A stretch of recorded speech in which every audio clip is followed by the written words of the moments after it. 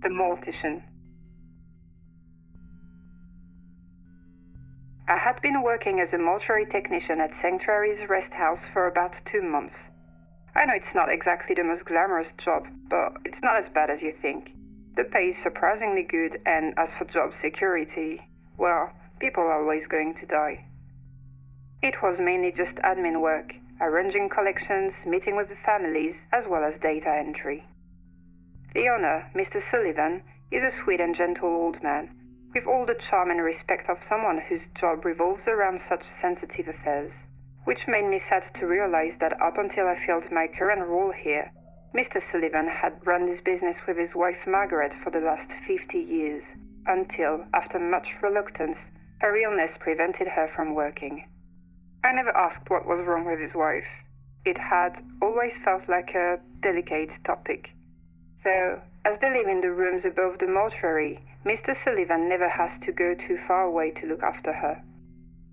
She has a small bell that every now and then she will ring. And, in an instant, Mr. Sullivan will drop what he's doing and slowly clamber his way up the stairs to attend her, carrying a small tray of food and drink. I didn't tend to step into the theater whilst Mr. Sullivan was at work. The funny thing is, I'm rather squeamish.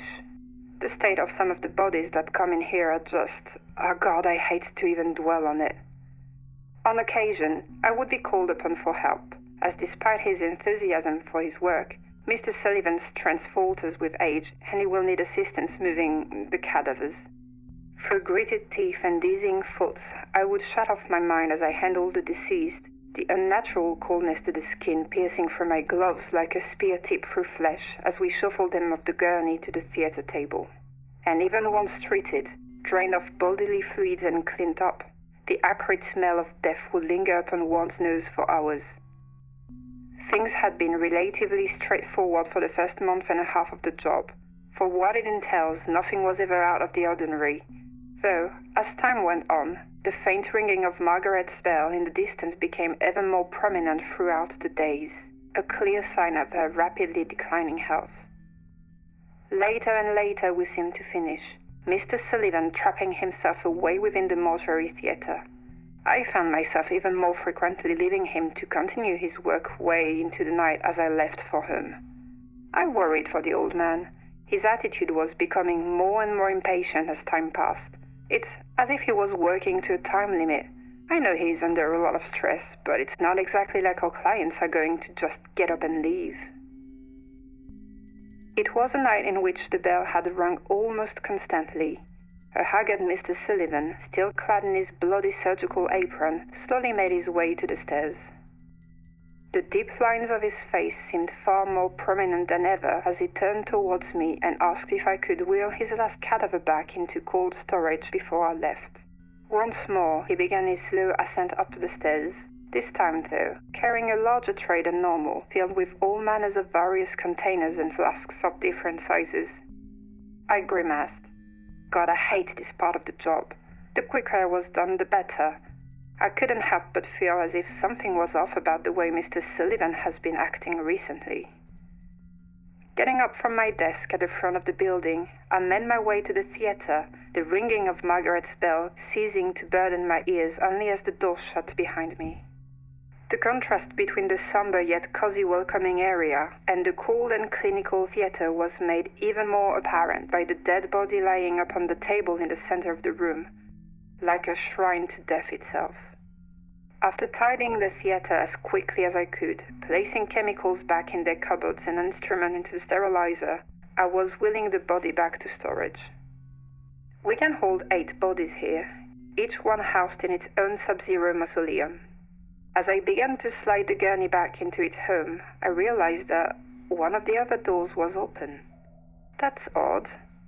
I made my way over and peered inside. It was empty.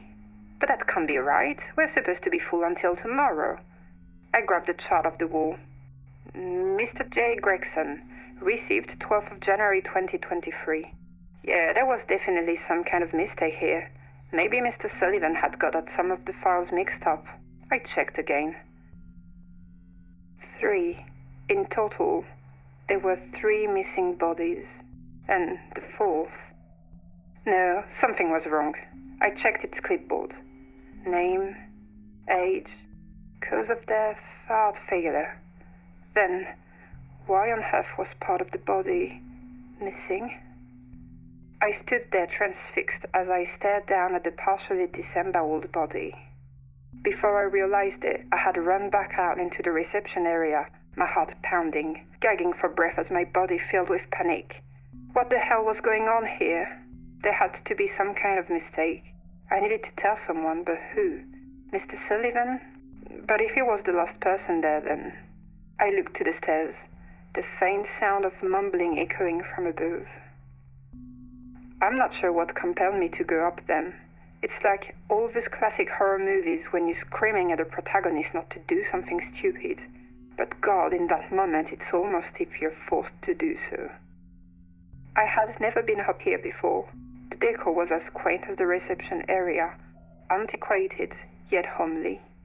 And there, at the end of the short corridor, a single room illuminated by the warm yellow glow of a lamp. I could hear soft voices, gentle mumbles. As I slowly crept closer, I peered around the gap in the door. Perched upon the edge of the bed sat the Mortician, slowly spoon-feeding a viscous red liquid into the mouth of what looked like a mask, woven of human skin. When its eyes caught mine, I ran faster than I have ever done before. I heard the garbled voice of whatever that was in the bed, heard the cries of fear and panic from Mr. Sullivan as I bounded down the stairs and out the front door. I was already halfway down the road in my car when I saw the small limp figure of Mr. Sullivan shamble outside. That was the last time I visited Sanctuary's rest house. I was contacted by the police several days later. Somehow this secret had gotten out, and it was all over the news shortly after that. Satanic rituals to save my wife, cannibal youth solutions, a new skin, a new you, a Mortician secret. In the following days, Margaret passed away. Mr. Sullivan followed suit shortly after whilst in custody. I told the police everything I could. They just couldn't quite pinpoint a true motive for all of this. But if you ask me, I think it was just love.